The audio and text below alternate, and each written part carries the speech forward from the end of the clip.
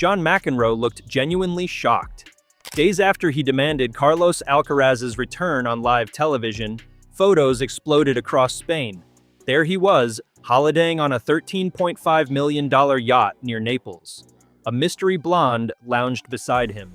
His wrist was still officially healing, and nobody in tennis media is covering the real story buried inside those pictures. Follow the dates, they hide everything. July 15th brought a sunreef video, posted by Alcaraz himself. 2 days earlier, paparazzi caught him with that blonde on the Amalfi Coast. 24 hours before that, McEnroe stood on ESPN's Wimbledon set and begged, "Now Carlos Alcaraz, get back here." Rewind further. Late June delivered a Montreal withdrawal that sparked panic. April started everything. One injury at Barcelona, an entire clay and grass season erased. Sinner feasted on the wreckage. On paper, it reads like betrayal. A superstar sunbathing while his sport begs for him. Yet one date is missing from every viral thread. Friday, Barcelona. A private medical examination whose verdict detonates this controversy. Once you see it, the villain of the summer becomes someone else entirely. Subscribe now because this channel reads past the headlines. Time to put that hidden date under the microscope. That Friday in Barcelona changed everything, and almost no one noticed. While tennis Twitter was still sharpening its knives, Carlos Alcaraz walked into a private clinic to see Dr. Angel Ruiz Cotoro, the same physician who spent 2 decades keeping Rafael Nadal's body together. The doctor examined the right wrist that had swallowed an entire season. According to Spanish outlet La Verdad, his verdict was stunning in its simplicity. Fully healed, not improving, not progressing, not cautiously optimistic, healed. Medical clearance was expected within days, with training intensity set to ramp up immediately after. Journalist Francisco J. Moya, who has tracked this recovery closer than anyone, wrote that Alcaraz was finally beginning to see the light at the end of the tunnel. Hold that verdict in your mind, because the paparazzi boats off the Amalfi Coast started circling only after it was delivered. The internet raged at a wounded man abandoning his rehab. Reality tells us he was a cleared athlete taking his last free breath before war. To understand why that single examination detonates the outrage, you have to go back to where the nightmare began. April, the Barcelona Open, a tournament he loves, on the clay he grew up breathing. Something went wrong in that right wrist, and on April 15th, he withdrew. Early assessments suggested a manageable problem. Deeper scans revealed something crueler, tenosynovitis, an inflammation of the tendon sheath that turns every forehand into a gamble. Madrid disappeared from his calendar first. Rome followed. Then came the announcement that genuinely hurt, the withdrawal from Roland Garros, a title he had won twice and was favored to defend. Queens fell next. Finally, Wimbledon, the crown jewel, gone too. Think about the scale of that loss. He had reached the final at 5 consecutive editions of Paris and London combined, winning 4 of them. This year, for the first time since his debut back in 2021, the All England club ran its championships without him anywhere on the grounds. The sport felt his absence like a missing limb. Alexander Zverev finally captured his first Grand Slam at Roland Garros, grinding past surprise finalist Flavio Cobolli in 5 sets, without ever having to solve Alcaraz or Jannik Sinner along the way. Even neutral observers admitted the asterisk hovering over that trophy. Sinner, meanwhile, turned the tour into his personal property. 5 consecutive Masters, 1,000 titles in 2026, a winning streak that stretched to 29 matches after Rome. Another Wimbledon crown in July, secured by dismantling Zverev in the final for a 10th straight victory over the German. The rankings told the coldest part of this tale because the man who started the year winning the Australian Open, his 7th major, claimed by beating Novak Djokovic in 4 sets, watched himself slide down to world number 3 without hitting a single ball. His rivalry with Sinner had defined 9 straight Grand Slams between them. Suddenly, the fire had only one flame left. Against that backdrop, John McEnroe stepped in front of ESPN's cameras moments after Sinner lifted the Wimbledon trophy. His words carried the weight of a man watching. His sport shrink. Now Carlos Alcaraz, get back here. His brother Patrick added that tennis definitely needed the Spaniard healthy again. Viral clips framed this as a legend scolding a truant star, and the yacht photos landing days later made the framing irresistible. Here was the problem with that narrative. It required ignoring everything McEnroe had actually said for 2 months. Back in June, on Greg Rusetsky's Off-Court podcast, he called Alcaraz the best representative of the sport, full stop. When the Wimbledon withdrawal was confirmed, he admitted the news left him depressed. During Roland Garros, he analyzed how the injury had opened the door for Djokovic, Zverev, and a hungry chasing pack before concluding that the tournament had become sinner against the field. Those are not the words of an angry critic. They belong to a man in mourning. His ESPN plea was longing dressed up as a demand, and the outrage machine deliberately misread the emotion. Now examine the yacht itself, because this is where the manufactured scandal completely falls apart. That teal catamaran was never some impulsive party purchase made behind his team's back. In March 2026, months before any of this drama, Alcaraz signed a contract with Sunreef Yachts, the Polish shipyard that built Nadal's beloved Great White.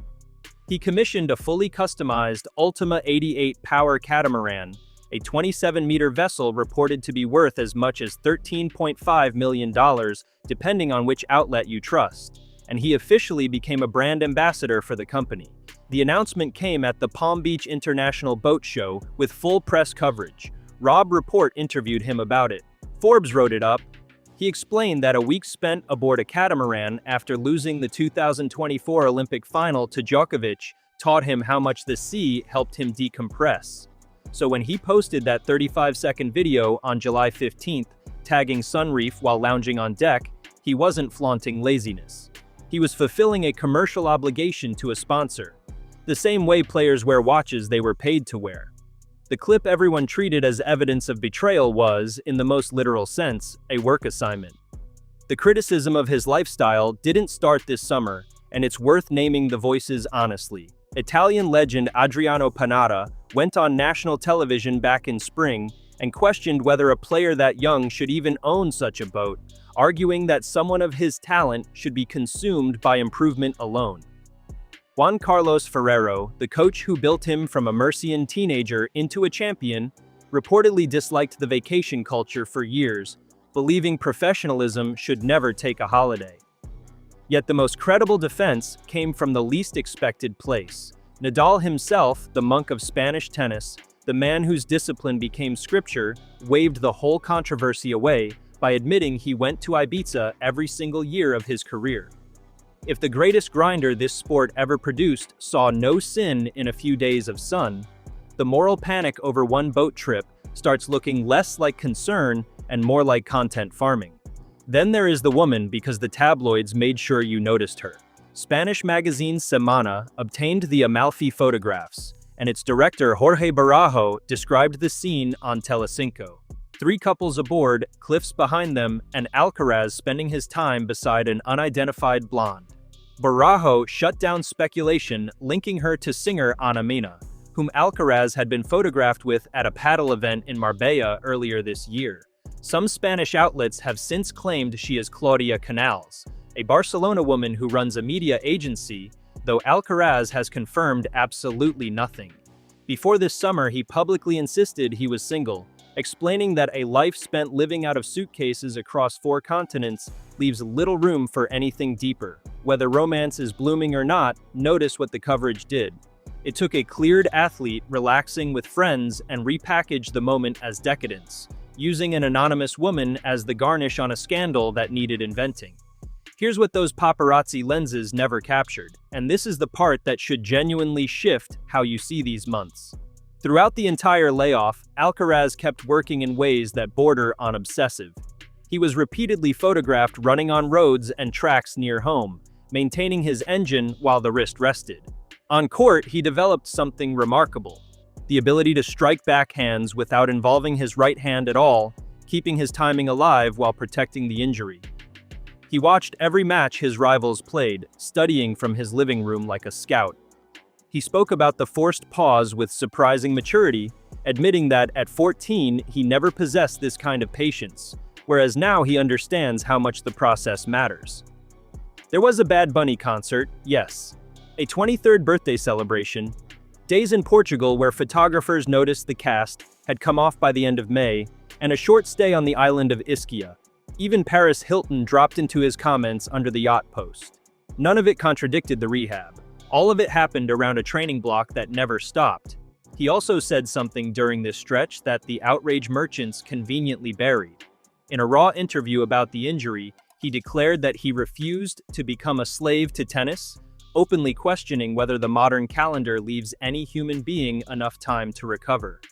Coming from a 23-year-old who has already banked 7 majors, that statement wasn't laziness talking.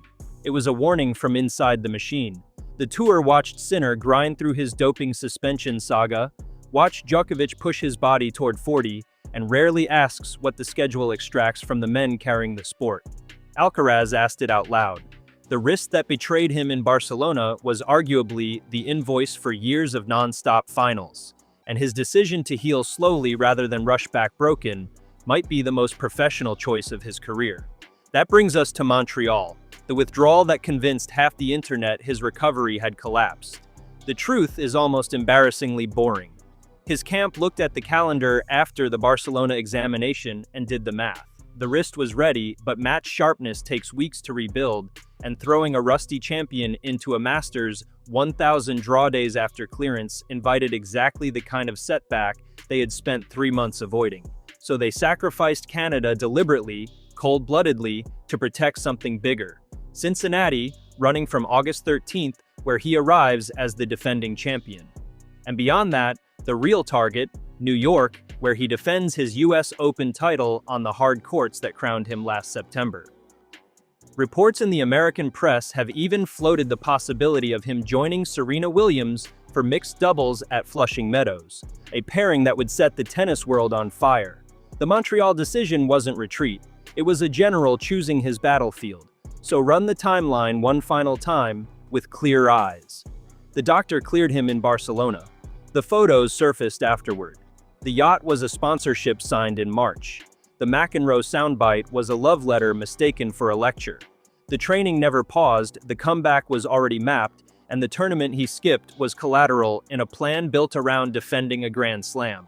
Every ingredient of the scandal was real, which is exactly what made the lie so effective. Nobody fabricated a photo or invented a quote. They simply shuffled true things into a false order and let your anger fill the gaps. The story no outlet wanted to run is that there was never a scandal at all, just a healed champion, a jealous news cycle, and a sport so starved for its brightest star that even his rest became a crime. When he walks onto that Cincinnati court next month, remember what this summer actually was, not a betrayal, a reload. And if the Sinner rivalry resumes at full voltage in New York, the same accounts that crucified him over champagne and cliffs will pretend they believed in him all along. If this breakdown changed how you see the Alcaraz situation, do 3 quick things before you leave. Smash the like button so the algorithm pushes real analysis over recycled outrage. Drop a comment telling us whether you think he wins the US Open on his return, because we read every single one. And most importantly, subscribe with notifications on, since Cincinnati is weeks away and this channel will be covering every swing of the comeback the mainstream refuses to examine honestly. The truth deserves an audience. Make sure you're part of it.